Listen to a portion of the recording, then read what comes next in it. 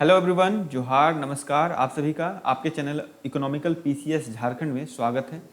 और आज के इस सेशन में हम लोग 16 जुलाई से लेकर 31 जुलाई 2023 तक के झारखंड स्पेसिफिक करंट अफेयर्स को डिस्कस करेंगे, देखेंगे और उससे रिलेटेड जो भी अति संभावित सिलेक्शन वाला क्वेश्चंस होगा उसे भी यहाँ पर देखेंगे। जैसा कि पहला प्रश्न आप यहाँ पर देख पा रहे होंगे, झारखंड का पहला फ्लोटिंग सोलर प्लांट कहाँ और किसके द्वारा निर्मित किया गया है। इसका उत्तर हम लोग ढूंढेंगे इस पूरे सेशन में। और देश का पहला हाइड्रोजन ईंधन उद्योग किस शहर में स्थापित किया जाएगा, इसका भी उत्तर हम लोग यहाँ पर देखेंगे। और इसी प्रकार के कुल 7 प्रश्न जो हैं, जो कि काफ़ी अति संभावित प्रश्नों की कैटेगरी में हैं। और ऐसा मैं इसलिए कह रहा हूँ क्योंकि लैब असिस्टेंट की एक परीक्षा हुई थी हाल ही में, और वहाँ पर आपने ये रियलाइज़ किया कि झारखंड एसएससी के लैब असिस्टेंट की जो परीक्षा है, इस परीक्षा में इकोनॉमिकल पीसीएस के द्वारा जितने भी करंट अफेयर्स के सेशन लिए गए हैं, वहाँ पर हम स्टैटिक पोर्शन को भी डिस्कस करते हैं। और ये स्टैटिक पोर्शन प्लस करंट का जो सेशन होता है, वो हूबहू सवाल वहाँ पर पूछे गए हैं।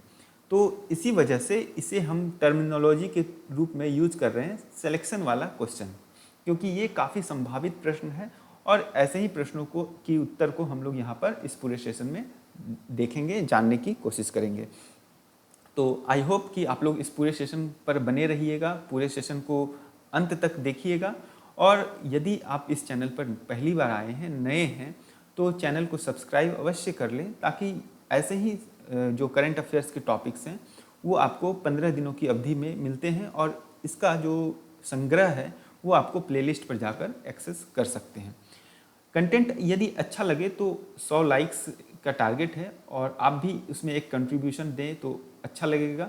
तो ये आप एक लाइक अवश्य करेंगे, और साथ ही अपने दोस्तों के साथ, अपने बंधु बांधवों के साथ, अपने भाइयों बहनों के साथ इसे ज़रूर शेयर करेंगे, सो दैट कि ये ज़्यादा लोगों तक पहुँचे, ज़्यादा ज़रूरतमंदों तक पहुँचे, और जिन्हें इसकी ज़रूरत है एग्ज़ाम में वो काफ़ी अच्छा परफॉर्म करे। यही मेरी शुभकामना है। चलिए शुरू करते हैं बिना देरी किए हुए, और अपने सेक्टोरल वाइज इस पूरे सेगमेंट को देखेंगे।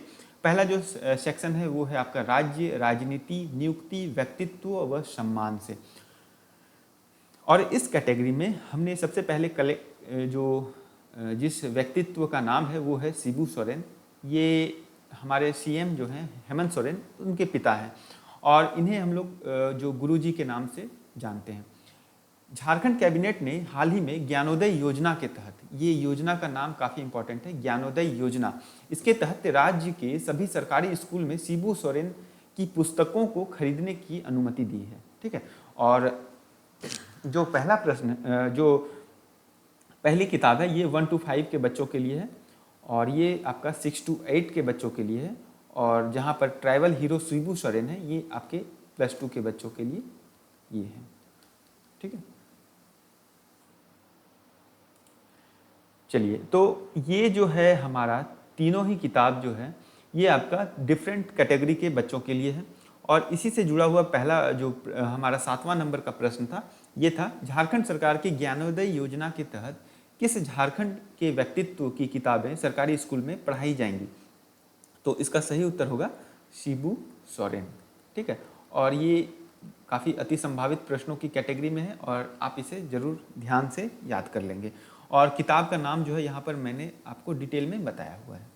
चलिए आगे बढ़ते हैं, और ये है मानसी बनर्जी के बारे में। मानसी बनर्जी जो है वो धनबाद के जलसहिया के तौर पर कार्यरत हैं, और इन्हें 15 अगस्त को 2023 के लाल किला के झंडोत्तोलन समारोह में, जो कि नई दिल्ली में होता है, वहाँ पर विशेष अतिथि के तौर पर इन्हें आमंत्रित किया गया है। ठीक है। तो ये काफ़ी इम्पॉर्टेंट पर्सनालिटी हुई इस दृष्टिकोण से यदि देखा जाए तो इसीलिए आप इसे यहाँ पर ध्यान देंगे। अगला है रघुवर दास और आशा लकड़ा। आशा लकड़ा जो कि रांची की मेयर भी हैं, और इन्हें अब एक भाजपा में एक विशेष जिम्मेदारी दी गई है। इन्हें राष्ट्रीय सचिव का दर्जा दिया गया है, राष्ट्रीय सचिव बनाया गया है। वहीं बात करें रघुवर दास की, तो ये राष्ट्रीय उपाध्यक्ष के तौर पर कार्यरत हैं, और अभी वर्तमान में फिर से पुनः इनका कार्यकाल बढ़ा दिया गया है। नेक्स्ट है रतन टाटा, और ये काफ़ी जाने माने उद्योगपति हैं। टाटा ग्रुप के पूर्व में चेयरमैन रह चुके हैं और महाराष्ट्र सरकार इन्हें पहला उद्योग रत्न पुरस्कार देने जा रही है और ये काफ़ी इम्पोर्टेंट है। अगला है ITBP 23वीं Akhil Bharatiya police band के पाइप बैंड श्रेणी में पूरे देश रांची स्थित जैप 10 बटालियन, जैप 10 की जो महिला बटालियन पुलिस है, उस बैंड ने सर्वोच्च स्थान प्राप्त किया और ये अपने आप में एक ऐतिहासिक इवेंट हो गया है, ठीक है, क्योंकि इससे पहले किसी ने इस प्रकार का सर्वोच्च स्थान प्राप्त नहीं किया था किसी महिला बटालियन ने। नेक्स्ट है झारखंड के 9 जिलों को राष्ट्रपति ने भूमि सम्मान सर्टिफिकेट के प्लैटिनम कैटेगरी से सम्मानित किया है और ये 9 जिले कौन से हैं, ये आइए आप लोग यहाँ पर देख सकते हैं। सबसे पहले है चतरा, गिरिडीह, दुमका, लोहरदगा, सिमडेगा, गुमला, खूंटी, पश्चिमी सिंहभूम यानी चाईबासा और सरायकेला खरसावां, ठीक है। तो ये पूरे 9 जिले की लिस्ट है यहाँ पर, जिसमें आपको बेसिकली ये जानना जरूरी है कि ये सम्मान क्या है, भूमि सम्मान सर्टिफिकेट, और ये बेसिकली आपका लैंड के यानी भूमि के डिजिटाइजेशन के लिए ये सम्मान दिया गया है। अगला श्रेणी है परियोजना, योजना, उपयोजना, यानी जितने भी स्कीम्स हैं झारखंड सरकार के या फिर झारखंड से संबंधित जितने भी स्कीम्स हैं, प्रोजेक्ट्स हैं, उससे रिलेटेड ये सेगमेंट है। इसमें सबसे पहला जो प्रश्न है, जो कंटेंट है, वो है आपका झारखंड में झरिया पुनर्वास योजना। झरिया पुनर्वास योजना, जैसा कि आप लोग जानते हैं, झरिया एक कोल माइन एरिया है और खनन क्षेत्र है और यहाँ पर भूधसान की काफ़ी सारी घटनाएं होती रहती है। भूधसान यानी लैंड स्लाइडिंग की काफ़ी सारी घटनाएं होती रहती है। तो इसीलिए वहाँ के क्षेत्र में रहने वाले जितने भी व्यक्ति हैं या फिर जितने भी हाउस होल्ड हैं, उन्हें पुनर्वास किया जा रहा है, रिहैबिटेट किया जा रहा है ना, दूसरे जगह पर। तो इसके लिए जो अनुमानित खर्च है वो है आपका 6,500 करोड़ रुपये और ये खर्च जो है केंद्र सरकार वहन करेगी और इस खर्च में अनुमानित जो लाभुकों की संख्या है वो है आपका 1 लाख लाभुक होंगे, ठीक है। तो इस प्रकार से आप इसको याद रख सकते हैं। नेक्स्ट है और वो काफ़ी इंपॉर्टेंट भी है, मुख्यमंत्री सारथी योजना, और इससे संबंधित प्रश्न को मैंने यहाँ पर जो है आप लोगों के लिए प्रश्न में अति संभावित प्रश्नों की सूची में रखा हुआ है। इसका प्रश्न है आपका, मुख्यमंत्री सारथी योजना के अंतर्गत बिरसा योजना हेतु प्रथम चरण में निःशुल्क कौशल प्रशिक्षण केंद्र कितने प्रखंडों में खोले गए हैं? चलिए आइए इसका उत्तर देखते हैं। इसका उत्तर होगा मुख्यमंत्री सारथी योजना। इसके अंतर्गत बिरसा योजना है और ये काफी महत्वपूर्ण योजना है। Block level institute for rural skill exhibition and, ये इस पूरे योजना का एब्रिविएशन है और ये आप ध्यान रखेंगे, याद रखेंगे। हो सकता है कि एब्रिविएशन भी पूछा जाए। इसके अतिरिक्त जो 2 और प्रोग्राम है वो हैं रोजगार प्रोत्साहन भत्ता और परिवहन भत्ता। इसका भी शुभारंभ मुख्यमंत्री हेमंत सोरेन ने किया है और इस योजना की पात्रता पर बात करें तो ये सामान्य वर्ग के लिए 18 से 35 वर्ष, वहीं SC, ST और OBC के लिए, SC, ST और OBC के लिए ये आपका 18 to 50 ईयर्स के जो लाभान्वित होंगे वो हो सकते हैं। बिरसा केंद्र की बात करें, जहाँ पर आपको जो संभावित प्रश्न है उसका उत्तर मिल जाएगा। यहाँ प्रथम चरण में आप देख सकते हैं कि 80 प्रखंडों में इस केंद्र की, बिरसा केंद्र की शुरुआत की जाएगी। 80 प्रखंडों में, 80 ब्लॉक्स में। वहीं प्रखंड स्तर पर निःशुल्क कौशल प्रशिक्षण की व्यवस्था की जाएगी और ये इसी बिरसा केंद्र में ही ऐसी व्यवस्था की जानी है। यहाँ पर आपको एक चीज ये काफ़ी इम्पॉर्टेंट है कि रोजगार प्रोत्साहन भत्ता के तौर पर हर एक युवकों को प्रति माह 1,000 रुपये की राशि दी जाएगी। वहीं लड़कियों को, दिव्यांगों को और परलैंगिकों को 1,500 रुपये प्रति माह यानी 500 रुपये अधिक दी जाएंगी। प्रशिक्षण के उपरांत यदि सफल प्रशिक्षणार्थियों को 3 माह के अंदर कोई जॉब नहीं मिलता है, कहीं उनका प्लेसमेंट नहीं होता है, तो ऐसी स्थिति में क्या होगा कि ये जो भत्ता है 1,000 रुपये और 1,500 रुपये प्रति माह, इसे अधिकतम 1 वर्ष के लिए बढ़ाया जा सकेगा और ये डीबीटी के माध्यम से दिया जाएगा यानी डायरेक्ट बेनिफिट ट्रांसफर। नेक्स्ट है आपका ट्रांसपोर्ट अलाउंस यानी परिवहन भत्ता, और ये आपका 1,000 रुपये का है, जिसमें गैर आवासीय प्रशिक्षण यानी नॉन रेसिडेंशियल, मान लीजिए कोई वहाँ पर बिरसा केंद्र में नहीं रहना चाहते हैं या फिर घर से ही ये चीज़ें ट्रेनिंग वगैरह करना चाह रहे हैं, तो नॉन रेसिडेंशियल ट्रेनिंग पर्पस के लिए आपके जो ट्रेनी होंगे यानी प्रशिक्षु होंगे, उन्हें आने जाने के लिए 1,000 रुपये अतिरिक्त परिवहन भत्ता के तौर पर भी दिया जाएगा। ठीक है, तो ये काफ़ी अच्छा स्कीम है और इसके तहत बेसिकली अकुशल युवकों को कुशल बनाना है, यानी नॉन स्किल्ड से यानी अनस्किल्ड से स्किल्ड की तरफ ये स्कीम्स को ले जाना है ताकि एम्प्लॉयमेंट जनरेशन काफ़ी ज़्यादा से ज़्यादा हो सके। ठीक है, और देखिए ये इसी से रिलेटेड एक क्लिप है जो कि न्यूज़पेपर में आया हुआ था, वो यहाँ पर आपका कलेक्शन के तौर पर हमने दिखाया है। ठीक है, 80 बिरसा केंद्र शुरू और 3 महीना में रोजगार अगर नहीं मिलता है तो भत्ता मिलेगा। चलिए अगला है पीएम कुसुम योजना, ये भी काफ़ी इम्पॉर्टेंट स्कीम है और ये स्कीम झारखंड के लिए भी काफ़ी इम्पॉर्टेंट है। कारण बड़ा सिंपल सा है, क्योंकि झारखंड की 36,717 योजनाओं को इस परियोजना के तहत स्वीकृति दी गई है ना। तो इतने बड़े तौर पर इस योजनाओं को इस परियोजना के तहत स्वीकृति मिली है और इस योजना का मुख्य उद्देश्य क्या है, तो ये कृषि के क्षेत्र में यानी एग्रीकल्चरल फील्ड में आपका एनर्जी को और पानी को यानी सिंचाई की व्यवस्था और पावर सप्लाई की व्यवस्था, इस दोनों ही व्यवस्था को सुनिश्चित करता है। ठीक है, और इसीलिए ये काफ़ी इंपॉर्टेंट स्कीम है पीएम कुसुम योजना। अगला है मुख्यमंत्री गंभीर बीमारी उपचार योजना।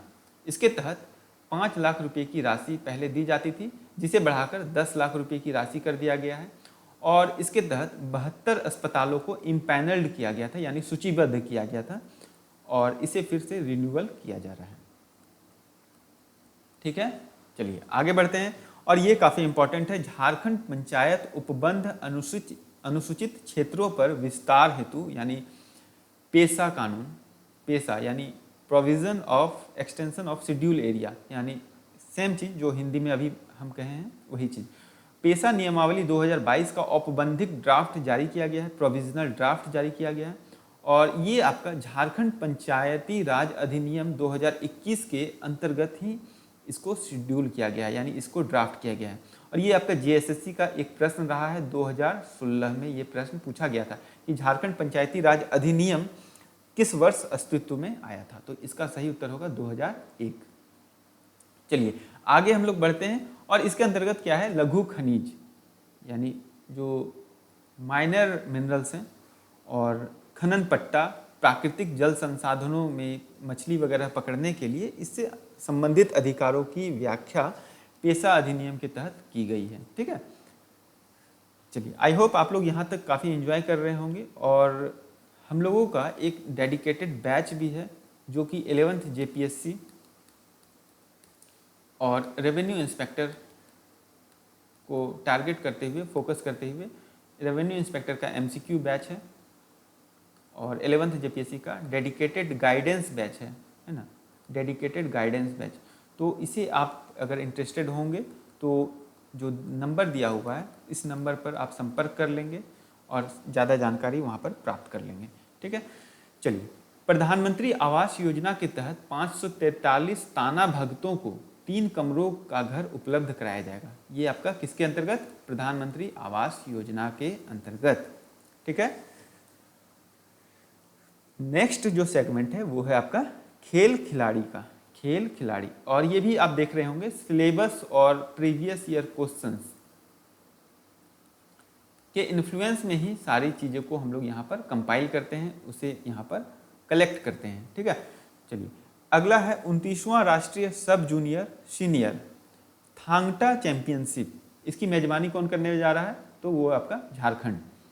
नेक्स्ट है सौरभ तिवारी, ये काफ़ी इंपॉर्टेंट हैं क्योंकि देवधर ट्रॉफी में इससे पूर्वी क्षेत्र यानी ईस्टर्न जोन, जिसमें आपका झारखंड भी आता है, ईस्टर्न जोन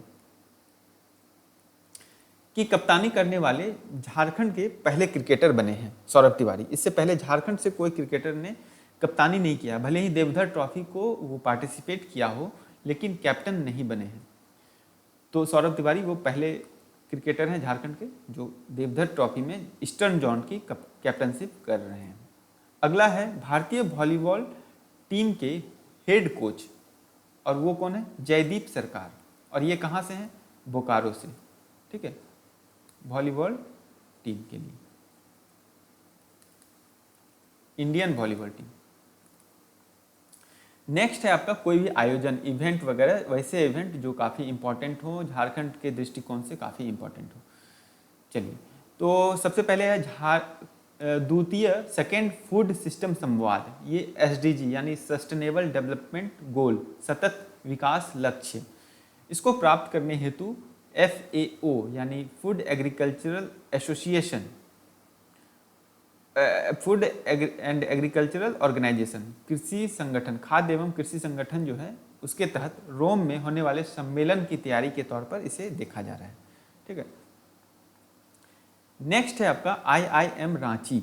ये 2030 के टारगेट को देखते हुए भारतीय व्यापार प्रणाली और आदिवासी उद्यमिता यानी ट्राइबल इंटरप्रीन्योरशिप, इस पर शोध करने जा रहा है, शोध करेगा। झारखंड सरकार द्वारा आयोजित 7,452, माफ कीजिएगा, ये वन महोत्सव है, 74वां वन महोत्सव है, 2023 का आयोजन किया गया है, और इसका थीम है वन है तो जीवन है। देखिए, थीम पूछा जाता है। ठीक है, नेक्स्ट है आपका महत्वपूर्ण उपलब्धि स्थान या संस्थान। ये काफ़ी इंपॉर्टेंट है। इसमें आप देखिएगा हिंडाल्को की 2 यूनिट है, मुरी और रेणुकूट, ये काफ़ी इंपॉर्टेंट है। और इससे संबंधित आपका कम्युनिटी पोस्ट में हम एक क्वेश्चंस भी डाले हुए थे, जिसमें पूछा गया था कि हिंडाल्को की 2 यूनिट है, एक मुरी है और दूसरा कहाँ है? तो दूसरा है आपका रेणुकूट जो कि यूपी में है। और हिंडाल्को के यूनिट में एल्युमिनियम धातु के उत्पाद बनाए जाते हैं। ठीक है, और aerospace grade aluminium hard mixed धातु जो कि हिंडाल्को की एक यूनिट हिंडाल्को एलमैक्स एरोस्पेस लिमिटेड हाल के द्वारा यूनिक कास्टिंग की तकनीक से बनाया जाता है, और इसका उपयोग जो है चंद्रयान 3 में हुआ है, इसीलिए ये काफ़ी इम्पॉर्टेंट है, और ये जगह भी फिर काफ़ी इम्पॉर्टेंट हो जाता है। ठीक है, और इससे संबंधित हो सकता है कि आपको एग्जाम में न केवल करंट अफेयर्स का क्वेश्चंस बल्कि स्टैटिक क्वेश्चंस भी देखने को मिले। चलिए, अगला है BIT मेसरा 69वां स्थापना दिवस, जिसके मुख्य अतिथि हेमंत सोरेन थे। नेक्स्ट है बिरसा जैविक उद्यान रांची में पूर्वी भारत का यानी फिर से ईस्टर्न जोन का सबसे बड़ा बटरफ्लाई पार्क यानी तितली का पार्क बनाया जा रहा है, और ये ईस्टर्न जोन का सबसे बड़ा बटरफ्लाई पार्क होगा। नेक्स्ट है आपका बिरसा जू में राधा नाम की तेंदुआ। ये देखिए, नाम तेंदुआ का इम्पोर्टेंट इसलिए है क्योंकि ये काफ़ी चर्चा में रही थी जब इस तेंदुआ की मृत्यु हुई थी, राधा नाम की तेंदुआ की, तो ये काफ़ी चर्चा में रहा था। और देखिए, JPSC के 2016 के परीक्षा में ऐसे ही एक प्रश्न पूछा गया था। गिर वन में एक शेर की मृत्यु हुई थी जिसका नाम था मछली, और ये प्रश्न उस वक्त पूछा गया था, इसीलिए इस प्रकार के प्रश्न को हम लोग या फिर कंटेंट को इग्नोर तो नहीं कर पाएंगे। नेक्स्ट है मनोरोग के इलाज में AI यानी आर्टिफिशियल इंटेलिजेंस की मदद लेने वाला CIP जो कि रांची में है, केंद्रीय मनोचिकित्सक संस्थान रांची देश का पहला संस्थान है जहां पर संस्थान के परिसर में AI लैब और स्टिमुलेशन सेंटर का उद्घाटन किया गया है। और ये काफ़ी इंपॉर्टेंट है क्योंकि देश में प्रथम, पहली महिला, इस प्रकार के जितने भी कंटेंट रहेंगे वो काफ़ी इंपॉर्टेंट हो जाते हैं एग्जामिनेशन के पॉइंट ऑफ व्यू से। नेक्स्ट है आपका झारखंड में पूरी तरह राष्ट्रीय शिक्षा नीति 2020 को लागू करने वाला पहला विश्वविद्यालय, केंद्रीय विश्वविद्यालय झारखंड बना है। ठीक है, अगला है हमारा आर्थिकी भौगोलिकी यानी इकोनॉमी और ज्योग्राफी में जितने भी करंट अफेयर्स के क्वेश्चंस बनेंगे उसे हम लोग यहाँ पर डिस्कस करेंगे। सबसे पहले है झारखंड का पहला फ्लोटिंग सोलर पावर प्लांट। ये आप सबसे पहला floating solar power plant Tata steel factory के कैंपस में कूलिंग पॉन्ड है, वहाँ पर ये स्थापित किया गया है। इसकी उत्पादन क्षमता है आपका 10.8 मेगावाट।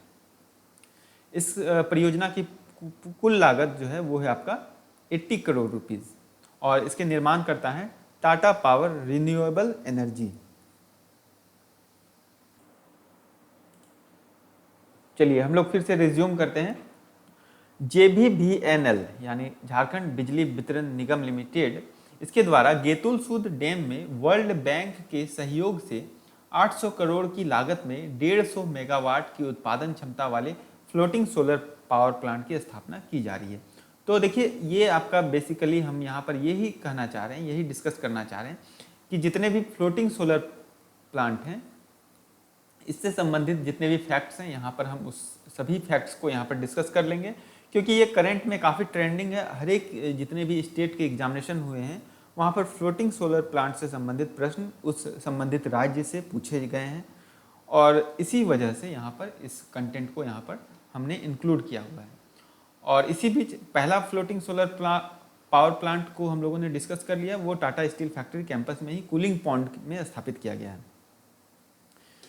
दूसरा है आपका गेतुल सूद डैम में, और तीसरा जो राज्य का सबसे बड़ा फ्लोटिंग सोलर पावर प्लांट है जो कि चांडिल डैम में बनने जा रहा है वो है आपका, और इसकी उत्पादन क्षमता है 600 मेगावाट, यानी बहुत बड़ा है उत्पादन क्षमता के दृष्टिकोण से। और इसके अतिरिक्त एक और है तेनुघाट डैम में, वहाँ पर आपका 400 मेगावाट का फ्लोटिंग सोलर पावर प्लांट स्थापित किया जा रहा है। ठीक है, तो ये मुख्य रूप से ये चार हैं। नेक्स्ट जो कंटेंट है वो है आपका झारखंड बिहार की सीमा से गुजरने वाली नदी बढ़नेर। ये देखिए स्टैटिक का पोर्शन है, लेकिन चूंकि यहाँ पर बढ़नेर की नदी में अभी वर्तमान में क्या हुआ कि काफ़ी ज़्यादा बारिश हुई और इस वजह से यहाँ पर बाढ़ जैसी स्थिति की समस्या उत्पन्न हो गई, और ये इस वजह से ये जो नदी है काफ़ी चर्चा में रहा था, और इस वजह से मुझे ऐसा लगता है कि ये संभावित कंटेंट की सूची में डाल दिया जाना चाहिए, तो इसीलिए यहाँ पर इंक्लूड किए। नेक्स्ट आपका देश का पहला हाइड्रोजन ईंधन उद्योग जमशेदपुर में स्थापित किया जाएगा। ये काफ़ी इंपॉर्टेंट है, इसे आप याद कर लेंगे, ध्यान से देख लेंगे। देश का पहला हाइड्रोजन ईंधन उद्योग ये आपका जमशेदपुर में स्थापित किया जाना प्रस्तावित है, और TSPL यानी Tata steel power limited green energy solutions Jamshedpur में प्लांट को लगाएगा। ठीक है, और इसकी कुल लागत 354.28 करोड़ रुपये है, जिसकी स्वीकृति CM ने दी है, आप यहाँ पर देख सकते हैं। ठीक है, CM ने इसकी मंजूरी दी है। चलिए अगला है झारखंड के 5 जिले नक्सल मुक्त घोषित किए जाएंगे। क्यों घोषित किए जाएंगे? क्योंकि यहाँ पर नक्सल गतिविधि अब धीरे धीरे कम हो गई है, और इसीलिए यहाँ का जो सिक्योरिटी रिलेटेड एक्सपेंडिचर है, जो बेसिकली आपका नक्सल अफेक्टेड डिस्ट्रिक्ट होते हैं, उसे दिया जाता है। तो इस एक्सपेंडिचर लिस्ट से इस 5 जिलों को बाहर कर दिया जाएगा। तो धनबाद, दुमका, पलामू, हजारीबाग और पूर्वी सिंहभूम, ये 5 जिले हैं इस लिस्ट में। अगला नक्सल गतिविधि से ही संबंधित है, लेकिन काफ़ी इंपॉर्टेंट है। केंद्रीय गृह मंत्रालय की हालिया रिपोर्ट के अनुसार देश के 12 सर्वाधिक नक्सल प्रभावित जिले की सूची जारी की गई, जिसमें पश्चिमी सिंहभूम भी शामिल था। ठीक है, तो ये काफ़ी इंपॉर्टेंट है। नेक्स्ट है आपका निधन। प्रभाकर मिश्रा, जिनका निधन हो गया हाल ही में, 1977 में भारतीय फुटबॉल टीम का प्रतिनिधित्व किया था इन्होंने, यानी झारखंड के फुटबॉल प्लेयर रह चुके हैं। और दूसरा है हरिहर नारायण प्रभाकर, ये 1977, 1985 और 1990 इन तीनों ही वर्षों में राजधनवार से, जो कि गिरिडीह में है, यहाँ से विधायक रह चुके हैं, MLA रह चुके हैं। ठीक है, तो ये आपका कुल मिलाकर इतने सारे कंटेंट इस पूरे टाइमलाइन से बने हैं, यानी 16 जुलाई से लेकर आपका 31 जुलाई तक। इसके अतिरिक्त एक काफ़ी इम्पॉर्टेंट रिपोर्ट जो है नीति आयोग ने जारी किया है, जो कि मल्टी डायमेंशनल पॉवर्टी इंडेक्स यानी बहुआयामी गरीबी सूचकांक 2023 को जारी किया है नीति आयोग ने, और इसमें पिछले 5 वर्षों के तुलना क्रम में अब के हालात क्या हैं गरीबी से संबंधित, ये इस विषय पर चर्चा की गई है। और ये आप झारखंड की अर्थव्यवस्था और वहाँ पर गरीबी एवं बेरोजगारी इत्यादि से संबंधित जितने भी टॉपिक्स हैं, और ये आपको रेवेन्यू इंस्पेक्टर टीजीटी के इकोनॉमिक्स के एग्जामिनेशन में काफ़ी हेल्प करने जा रहा है, विथ आपका जेएसएससी सीजीएल इत्यादि में भी काफ़ी हेल्प करेगा। ठीक है, तो इसे आप स्किप ना करें, ये पूरा जो कंटेंट है इसे आप देखें, ज़्यादा बड़ा नहीं है और इसे झारखंड के दृष्टिकोण से बनाया गया है और काफ़ी मेहनत लगा इसे बनाने में, तो आप इसे जरूर देखें। सबसे पहले है उत्तर प्रदेश, बिहार, मध्य प्रदेश, उड़ीसा और राजस्थान। इसमें पिछले 5 वर्षों में क्या हुआ है कि गरीबों की संख्या घटी है। 13.5 करोड़ लोग गरीबी से बाहर निकले हैं, ये पूरे इंडिया का डाटा बताया जा रहा है। ठीक है, 13.5 करोड़ लोग गरीबी से बाहर निकले हैं और ये हो सकता है डायरेक्टली ऐसा क्वेश्चन पूछ दिया जाए। अब इस रिपोर्ट का नाम क्या रखा गया है? इस रिपोर्ट का नाम रखा गया है राष्ट्रीय बहुआयामी गरीबी सूचकांक, एक प्रगति संबंधी समीक्षा 2023, जिसे नीति आयोग ने जारी किया है। अब है कि national multi dimensional poverty index 2023 में स्वास्थ्य यानी हेल्थ, एडुकेशन और स्टैंडर्ड ऑफ लिविंग, इन तीनों ही चीज़ों पर अध्ययन करते हुए गरीबी सूचकांक को निकाला गया है और इसमें 12 सतत विकास लक्ष्य यानी सस्टेनेबल डेवलपमेंट गोल जो है उसे यहाँ पर दर्शाया गया। इसमें क्या क्या है देख लीजिए, हो सकता है ऑप्शन में पूछा जाए कि इनमें से क्या नहीं है। स्वास्थ्य एवं स्वच्छता, पोषण, घरेलू गैस ईंधन यानी डोमेस्टिक गैस, वित्तीय समावेशन यानी फाइनेंशियल इंक्लूजन, योग्य जल, पेय योग्य जल होगा, पेय योग्य जल, बिजली आपूर्ति यानी पावर सप्लाई, इसमें ध्यान देने से उल्लेखनीय प्रगति हुई है, ऐसा इस रिपोर्ट में कहा जा रहा है। इसके बाद है राज्य, बिहार की बात कर लें क्योंकि हमारा पड़ोसी राज्य है, झारखंड की बात कर लें और गुजरात की बात कर लें क्योंकि तुलनात्मक रूप से अगर देखा जाए तो हम लोग गुजरात से इसे कंपेयर कर सकते हैं। तो इन तीनों ही राज्य पर हम लोग देखेंगे कि 2015-16 में क्या स्थिति थी और 2019-21 में क्या स्थिति रही है। तो गरीबी की बात करें तो 51.89% गरीबी 2015-16 में बिहार में था और 2019-21 में आपका 33.26% रहा, तो कमी हुआ है 18.13% का। वहीं बात करें झारखंड की तो आप 42.10% 2015-16 में गरीब थे झारखंड की जनसंख्या और 28.21% जो अभी वर्तमान में है हमारा 2019-21 के आधार पर, ये है गरीबी का प्रतिशत झारखंड के लिए। और इसे आप देखिए, आप जेपीएससी के मेंस के एग्जाम में वैल्यू एडिशन के तौर पर इसे यूज कर सकते हैं। ठीक है, और कमी कितनी हुई है तो 13.29% की कमी पाई गई है गरीबी में। गुजरात की बात करें तो 18.47 एंड सब्सिक्वेंटली 2019-21 में 11.66% की गरीबी रही है और जो कमी है वो आपका 6.8% है। बात करें भारत का तो ये काफ़ी इंपॉर्टेंट होगा, इसे ध्यान से आप देखें सुने। भारत का 2015-16 में गरीबी जो था वो आपका 24.85% की आवाम यानी उतने पॉपुलेशन आपका गरीबी रेखा से नीचे थे, लेकिन 14.96% अभी आपका 2019-21 के दृष्टिकोण से हुआ है, तो कुल मिलाकर 9.89% की कमी हुई है। यहाँ पर आप देखेंगे 135 मिलियन यानी 13.5 करोड़ पॉपुलेशन आपका people exerted multi dimensional poverty between 2015-16 से लेकर 2019-21 के बीच में इतने लोग जो है गरीबी रेखा से बाहर निकल चुके हैं, इस पॉवर्टी इंडेक्स से बाहर निकल चुके हैं और ये काफ़ी बड़ी उपलब्धि है। तो इस वजह से नीति आयोग ने ऐसा ट्वीट किया था और इस ट्वीट का काफ़ी रेलिवेंस हो जाता है एग्जाम के प्रोस्पेक्ट से, है ना। तो आप समझें कि ये हो सकता है डायरेक्ट क्वेश्चन पूछ दिया जाए। अगला है पॉवर्टी स्कोर के रूप में, तो यहाँ पर आप देख रहे होंगे बिहार सबसे लिस्ट गरीब है यानी सबसे गरीब राज्य में की श्रेणी में टॉप पर है और उसके जस्ट नीचे ही हमारा प्यारा झारखंड भी है जो कि 28.81% आपका 2019-21 के आधार पर है और इस डाटा को आप ध्यान रखेंगे, याद रखेंगे। ठीक है, वहीं बात करें किस किस इंडिकेटर्स को यूज किया गया है, तो आपका हेल्थ को यूज किया गया है, एडुकेशन को यूज किया गया है और स्टैंडर्ड ऑफ लिविंग को यूज किया गया है, ये मल्टी डायमेंशनल पॉवर्टी इंडेक्स को मेजर करने के लिए। और सभी का वेटेज जो है 1/3, 1/3 और 1/3 किया गया। और अगर टोटल की बात करें तो ये आपका टोटल 12 सस्टेनेबल डेवलपमेंट गोल्स को यहाँ पर इंक्लूड किया गया है। चलिए अब थोड़ा सा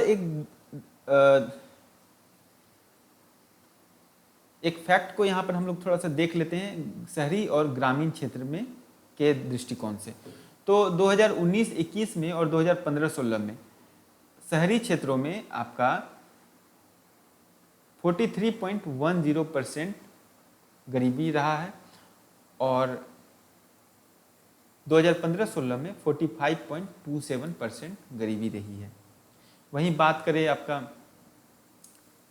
ग्रामीण क्षेत्रों में तो 2019-21 में ये इंटेंसिटी जो है वो आपका 44.55% और 2015-16 में 47.38%। हेड काउंट रेशियो की बात कर लें, क्योंकि क्वेश्चंस जो है हेड काउंट रेशियो से पूछा जाता है, तो हेड काउंट रेशियो की बात करें तो अभी 2019-21 में 5.27% गरीब हैं आपका शहरी क्षेत्र में, ठीक है। और ग्रामीण क्षेत्रों में आपका 19.28% लोग ही गरीब हैं, ठीक है। अब थोड़ा हम लोग झारखंड के दृष्टिकोण से इसे देख लेते हैं। ग्रामीण एवं शहरी क्षेत्रों में झारखंड और बिहार की स्थिति। झारखंड की स्थिति पर ज़्यादा गौर करेंगे। झारखंड में 2015-16 में 50.9% ग्रामीण जो है गरीब थे और अभी जो है आपका 15.04% लोग ग्रामीण में गरीब हैं। वहीं शहरी क्षेत्र की बात करें तो 8.67% शहरी लोग गरीब हैं। झारखंड के जिलों में चतरा में 23.74% अधिकतम गरीबी प्रतिशत वाला जिला है, यानी चतरा जो है सबसे गरीब जिला माना जाएगा। और इसी दृष्टिकोण से कोडरमा जो है वहाँ पर गरीबों की संख्या काफ़ी कम है। हेड काउंट रेशियो की बात हो रही है 4.46%, यानी न्यूनतम गरीबी प्रतिशत वाला जिला है कोडरमा। वहीं बिहार के पूर्वी चंपारण की बात करें तो ये अधिकतम गरीबी वाला जिला है और पटना जो है न्यूनतम गरीबी प्रतिशत वाला जिला है। और इसके जो डाटा हैं वो आप यहाँ पर देख लें, स्क्रीनशॉट ले लें इसका, और इसके पीडीएफ को यदि आप पाना चाहते हैं तो फिर से आप जो दिए गए नंबर है उस पर संपर्क करें, वहाँ से आप इसके पीडीएफ को, इसके पूरे कंपाइलेशन को, पूरे करंट अफेयर्स के कंपाइलेशन को यहाँ से प्राप्त कर सकेंगे, ठीक है। चलिए अब हम लोग जो क्वेश्चंस जो लिए थे अपने शुरुआत में, उस क्वेश्चंस का आंसर यहाँ पर देख लेंगे, क्योंकि हम लोगों ने पूरा डिस्कशन किया है और वहाँ से हमें इसका आंसर प्राप्त हो जाएगा। और सबसे पहला जो क्वेश्चन था वो था आपका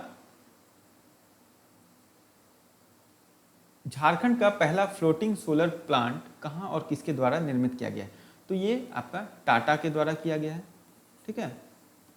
दूसरा जो है आपका देश का पहला हाइड्रोजन ईंधन उद्योग किस शहर में स्थापित किया जाएगा, ये होगा आपका इसका उत्तर जमशेदपुर, ठीक है।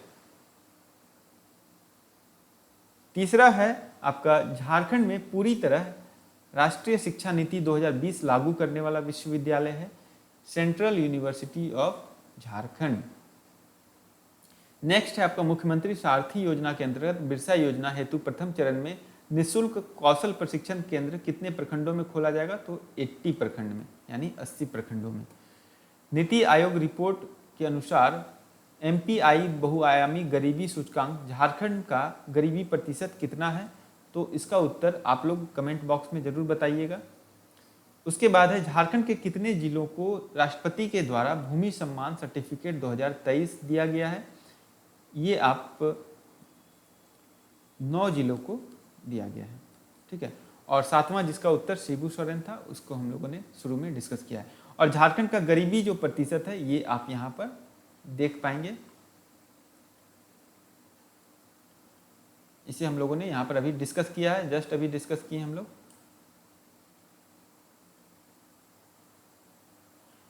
%28.81%, ठीक है। झारखंड की गरीबी प्रतिशत है आपका 28.81% 2019-21 के आधार पर। चलिए, तो आज के सेशन में इतना ही। आई होप कि आप लोगों को ये सेशन काफ़ी पसंद आया होगा, काफ़ी एंजॉय किए होंगे इस सेशन को, और इसे आप जो अपने रिवीजन के लिए, रिवीजन के पर्पज़ से आप एक कन्वीनियंट स्पीड पर इसे देखें, और ताकि आपका एक क्विक रिवीजन हो जाए। और इसे यदि आप पसंद कर रहे हैं तो एक लाइक अवश्य करें, चैनल पर नए हैं तो सब्सक्राइब भी अवश्य कर लें, और साथ ही इसे अपने दोस्तों के साथ, अपने भाइयों बहनों और बंधु बांधवों के साथ इसे ज़रूर शेयर करें, ताकि ये जो सेशन है ज़रूरतमंद अभ्यर्थियों तक ये पहुंच पाए। इसी आशा के साथ, इसी उम्मीद के साथ कि आप इस पूरे सेशन को एंजॉय करेंगे, अच्छे से रहें, पढ़ते रहें और स्ट्रेस फ्री रहें। Thank you very much for this session and being with this session.